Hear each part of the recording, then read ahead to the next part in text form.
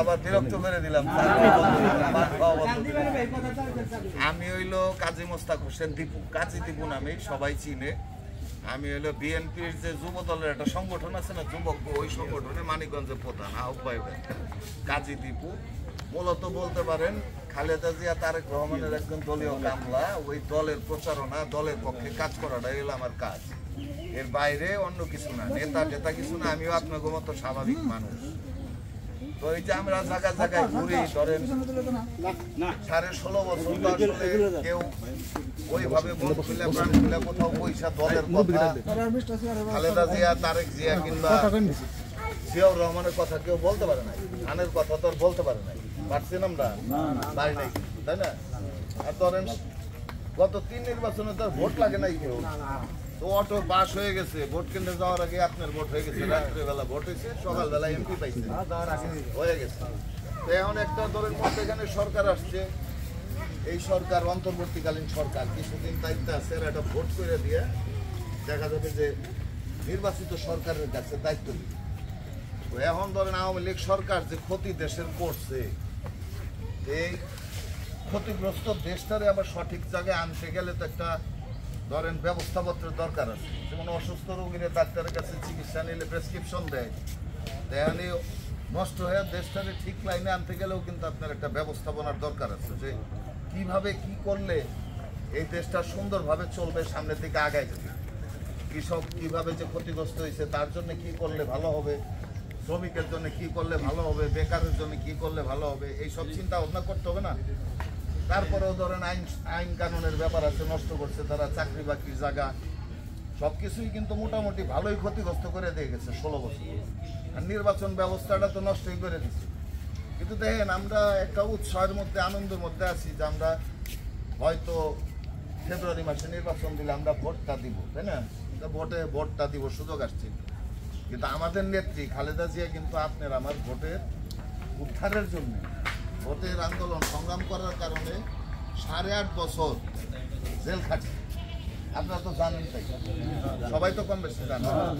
কারণ সাধারণ মানুষের দলই কিন্তু বিএনপি, এবং সাধারণ মানুষের অধিকার আদায়ের জন্যই কিন্তু খালেদা জিয়া জেল খাটছে।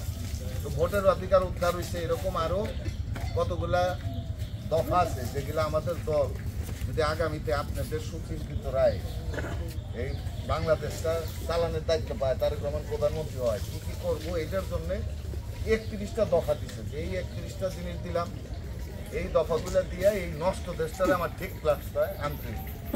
বেশিরভাগই কিন্তু এই দেশের এবং মানুষের উন্নয়নের জন্য।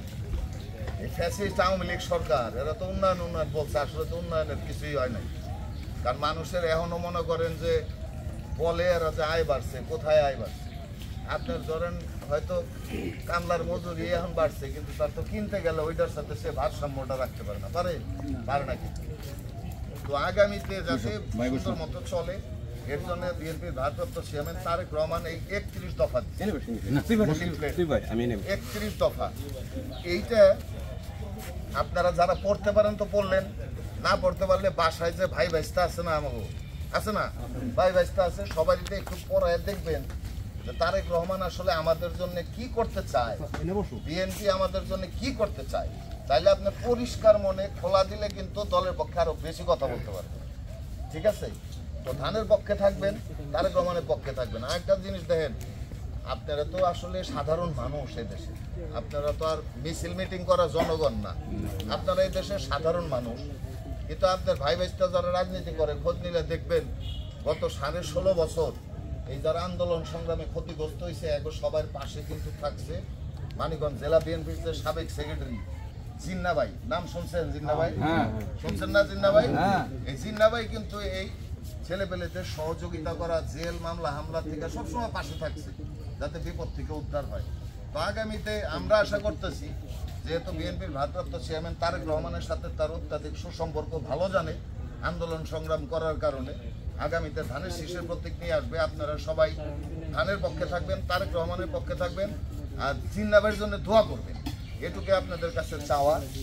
আর আমি যে জিনিসটা দিব এটা আপনারা কষ্ট করে একটু পড়বেন 31 দফা, আর নাইলে তো বুঝতে পারলাম না। ভালো তো আমরা সবাই জিয়ার দলে বাসি নাকি? আপনারা অনেকে জিয়াউর রহমানের দেখছেন না? উনি কিন্তু আপনাকে মতো মানুষ আছিল, তাই না? খালেদা জিয়ারে 3 বার প্রধানমন্ত্রী বানাইছেন, কার সাথেও খালে গেছেন না?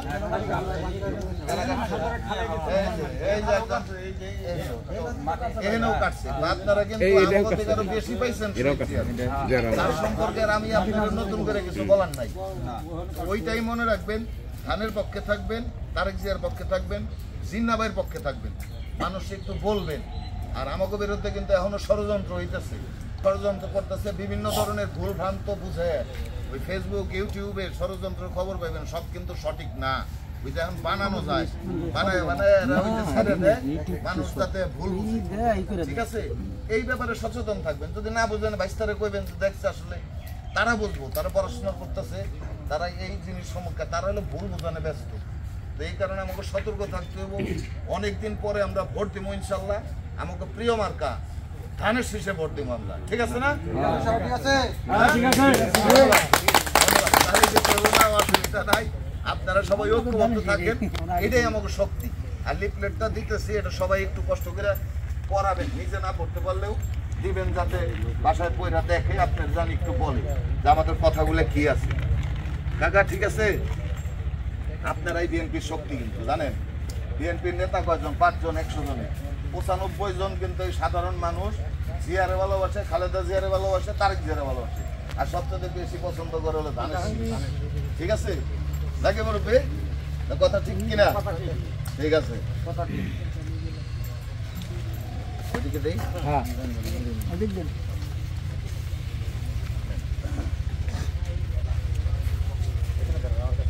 ধন্যবাদ। আমরা আছে ভাই, তাহলে আপনারা অনুমতি দিলে আমি যাবো, আবার আরেক জায়গায় যাবো। আমি দৌড়াই দিচ্ছি কামলা দিয়ে অনুমতি দিলেন।